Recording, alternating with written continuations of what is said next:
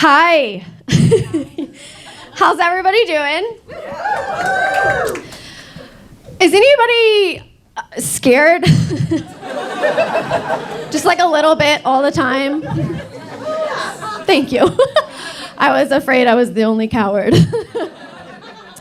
I don't know if you get this, but people always tell me, they say, you have to stop living in fear.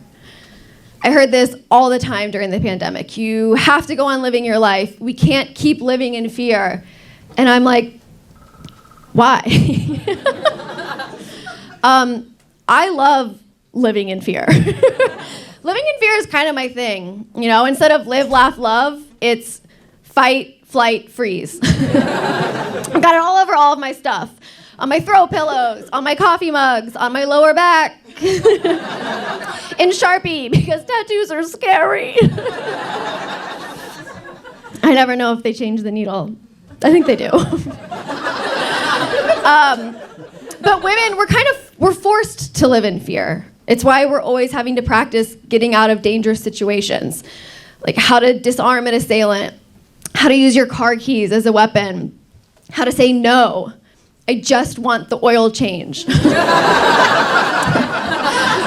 We tips to keep each other safe. A friend of mine recently sent me an article that was about what to do if someone tries to pull you off the street and into a van. My friends are very cool. And the article said, it sounds counterintuitive, but what you want to do is just kind of let go. Let your body become as heavy as possible and then drop to the ground. I was like, cool. Did a kidnapper write this? It kind of sounds like a kidnapper wrote this. Like, the best defense is no defense? I keep reading and it's like, if you feel like you're being followed, slow down. If someone tries to grab you from behind, get a good grip on their hand and never let go. Instead of kicking him in the balls, try gently pulling on them. I'm always thinking about what I would do in these situations.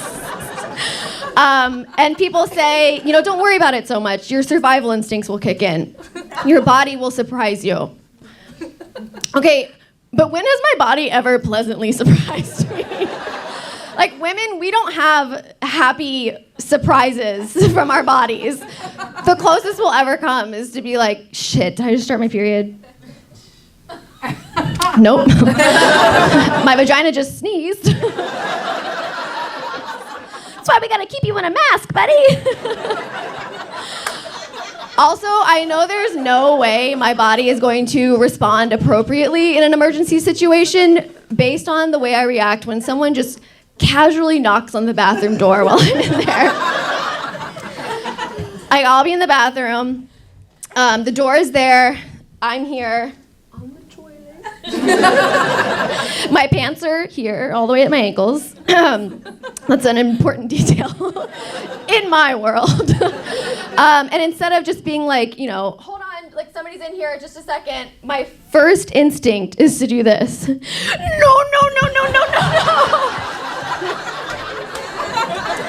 It's not helpful. In no world is that helpful. No one is ever gonna be like, yeah, man, I went to mug her. She pulled her pants down.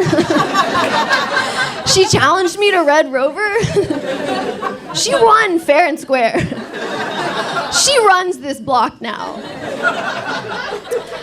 I do get a fair amount of disaster training, though. I fly Southwest. Anyone else? Thank you. I love Southwest. Thank you. Fucking finally. Yeah. Do you hear that? I love Southwest. People hate it, though, because of the boarding process, which I disagree with. I find that when you fly Delta, United, American, their boarding process is so pretentious. It's so many classes. They're like, Now welcoming aboard Premium Priority, Priority Platinum, Silver Sky Club, and Boar's Head Private Select. And then 20 minutes later, they're like, release the poor. And me and all my boarding group 8s are like, for basic economy! We run on the plane as it's taking off. Southwest doesn't have that. Southwest doesn't have any classes. You know, the second you buy that ticket, you relinquish all privileges you've ever had. If you want to get a leg up on Southwest, all you have to do is set your alarm to check in on time. You can sit in the cockpit. It does lead to a little bit of chaos, though, in the boarding process, but again, I find it exciting. The boarding process at Southwest reminds me a lot of the evacuation scene in the movie Titanic. There's a gate agent, and he's like totally overwhelmed. He's like, step back! I said step back! And this time we're welcoming aboard B1 through 30! I said B1 through 30 only! And everybody's like, like shoving. I can barely move because I'm weighed down in all of my jewels and fur. Some guys start playing the violin behind me, and I'm like, what's happening? What's going on? And this guy next to me says, they're flying standby, they'll never make it. A woman tries, like, she's like holding a bundle, and she tries to cut in front of everybody, get on the plane first, and I'm like, that's not even a real baby! That's a John Grisham novel wrapped in a sweatshirt! She just bought that in Hudson! I get on the plane. I get to my seat in the cockpit, right on the captain's lap. He's like, gotta put on a seatbelt. I'm like, over this? I don't think so. And then a few minutes later, I see all the people that checked in super late. They start to get on the plane, and they are panicked because there's only middle seats left, and there's no more overhead space. They are gonna have to check their carry-ons. And a woman up front with me hears this, and she's like, what do you mean there's no space for their carry-ons? If we just rearrange a couple things, we can make room. Come on, girls. We all just like avoid eye contact. She's like, somebody just got a purse and a bag of Garrett's popcorn up here. What's wrong with you people? These are some very specific Titanic references. I love Titanic. I've seen it too many times. But I love Titanic. I love the movie Titanic so much. And I think a big part of that is because I hate boats. And so it was nice for me to finally see one get what it deserved. You know? I hate boats. I took my last boat trip a couple years ago. My sister and I went on a snorkeling trip to Key West, which I had no business doing. I like fish, but not enough to go visit them. You know? I don't need to see where they live.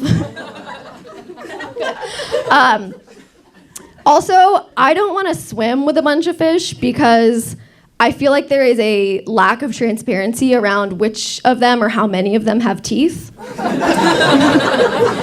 I don't feel safe. It'd be like if I was going to a crowded bar and when I'm walking in, the bouncer's like, hey, just so you know, about 20 to 30% of the men in here have knives.